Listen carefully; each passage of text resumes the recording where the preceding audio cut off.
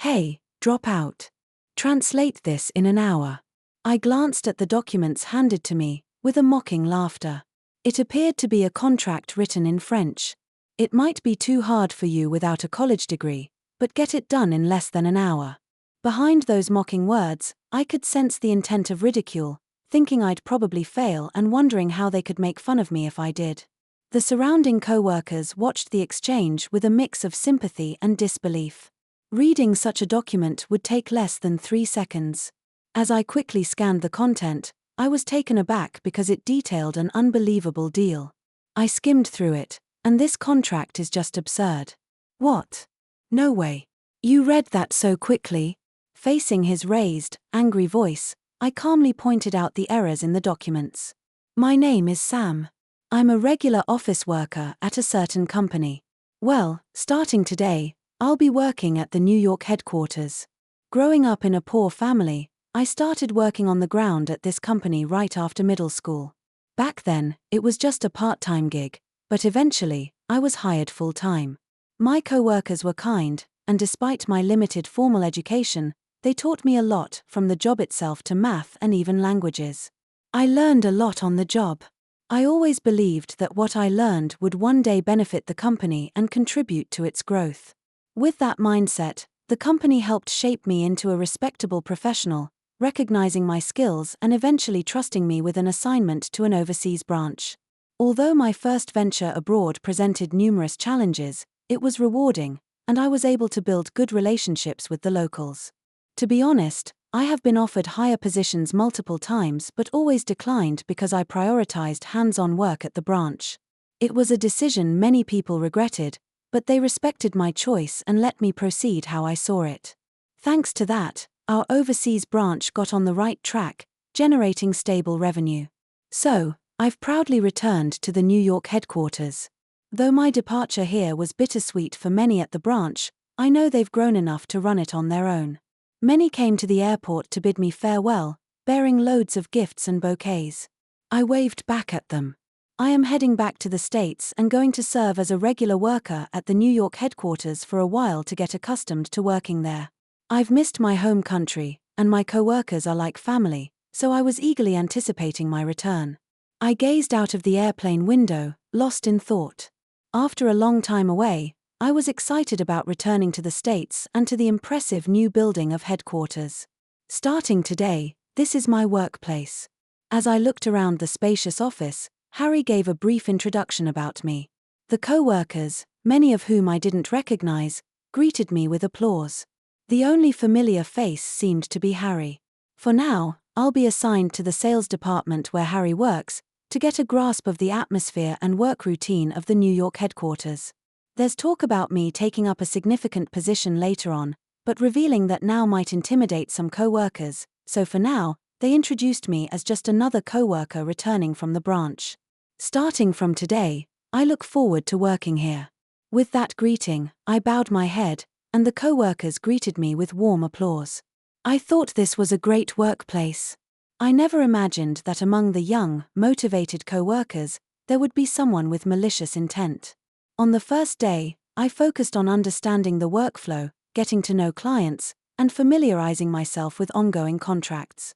That's when I was introduced to a young man named James, a graduate from a prestigious university and showing promise as a rookie. Just a year after joining the company, nodding in agreement with Harry's words that we both have something to learn from each other, I introduced myself. I'm Sam, nice to meet you. I extended my hand for a handshake. After a quick glance, James introduced himself in a somewhat irritated tone. I'm James. Regardless, I was now set to work with James.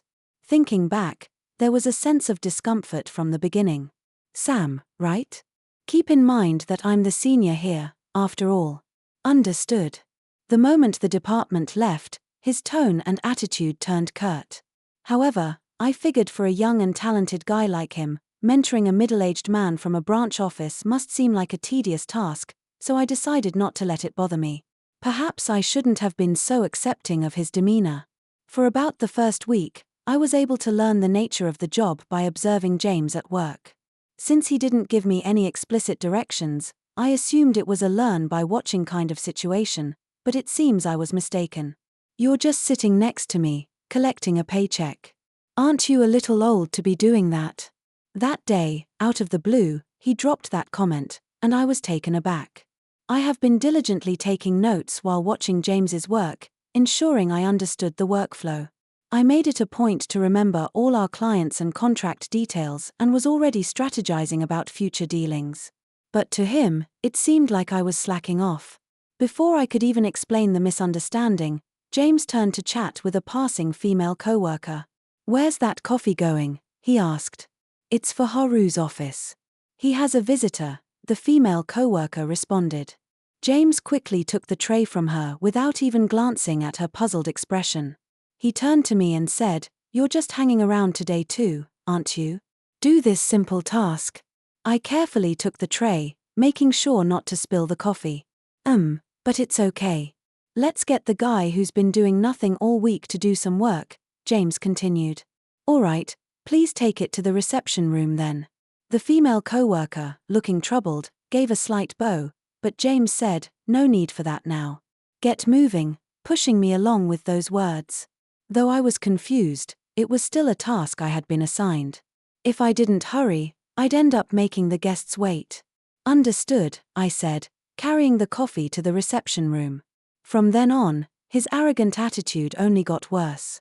He blatantly looked down on me, hurling insults my way. I wondered what I had done to upset him. I couldn't recall doing anything to deserve such disdain, leaving me puzzled. Nevertheless, I'm currently in a position to learn under him at work, so I had no choice but to endure it. "Hey, old man, copy this for me.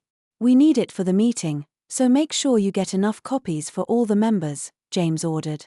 A stack of papers was thrown carelessly at me. As I bent down to pick up the papers I had dropped, I could hear James's mocking voice. "Typical old man, so useless," he said, returning to his desk without another glance in my direction. A sympathetic coworker tried to help me, but after getting a sharp look from James, he just said, "Sorry," with a regretful look on his face. "Don't worry about it, it's my job," I replied to the kind coworker while gathering the documents. I made copies for everyone, secured them with paper clips, and made my way to the conference room. "You're late." The moment I entered, I was met with a shout. "I thought there was still time before the meeting began," I said, confused. I distributed the documents to my co-workers. It seemed the meeting time had been moved up. A female co-worker whispered to me, "It seems I hadn't been informed of the change in schedule." Feeling like a small act of malice had pierced my heart, I took my seat.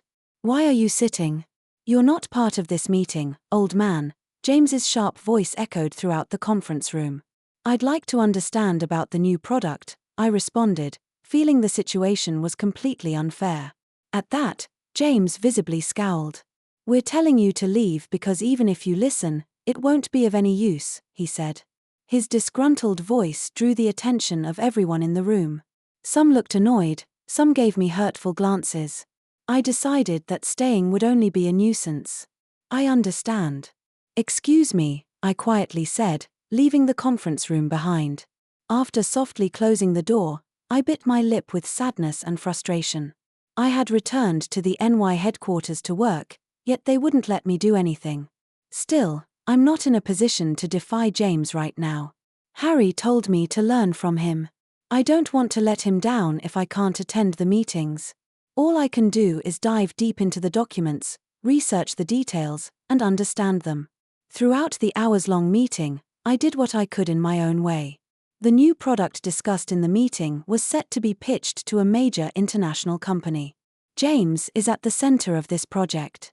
He's running around various places as if he's forgotten about my existence.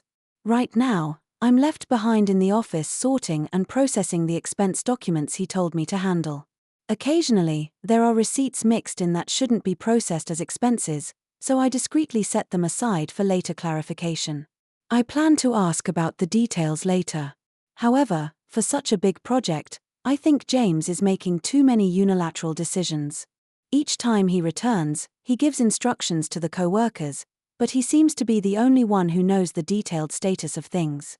This way, things that need to be done or networking when he's not around can't be done. I believe the product is being manufactured in a factory